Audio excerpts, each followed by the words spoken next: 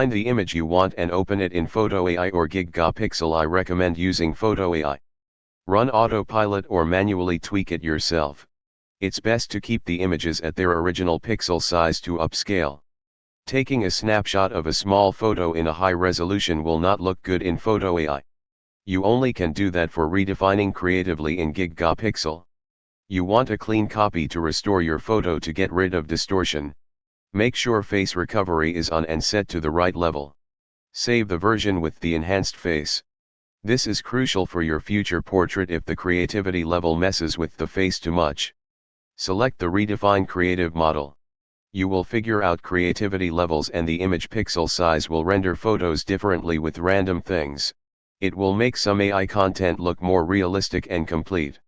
The realistic define option is best used on real people and it may improve their hair and other features without making them look more like a close relative. Or some random person. It distorts it less when using frames from video segments. Creative comes out better most the time for photos as long as you mix it right. You can influence how you want to add onto your picture using different prompts via creative and realistic. For example, typing bear as a creative prompt will make the computer try to spawn that animal for every similar looking thing. It may also crossbreed with whatever is alive in the image or just have it randomly spawn somewhere.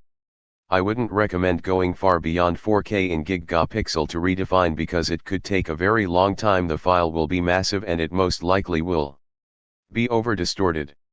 Redefining high on creative usually will have much better hair. Bring the images into Adobe Photoshop. Make sure they are the same height and width. Copy the more complete version and paste it as a top layer like in the video.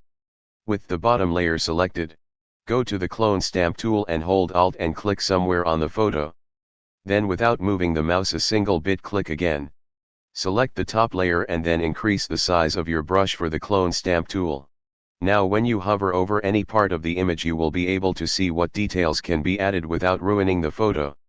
You may want to decrease the opacity for certain parts when adding details for a smoother, more professional look. Going over the face entirely with the high creativity levels can sometimes make the person look like someone else. That's why I told you to make the facial recovery version. Also be sure to check out the redefined lips, eyes and eyebrows alone. They can sometimes look incredible without ruining the photo. Hope this helps and that you enjoyed this short simple tutorial.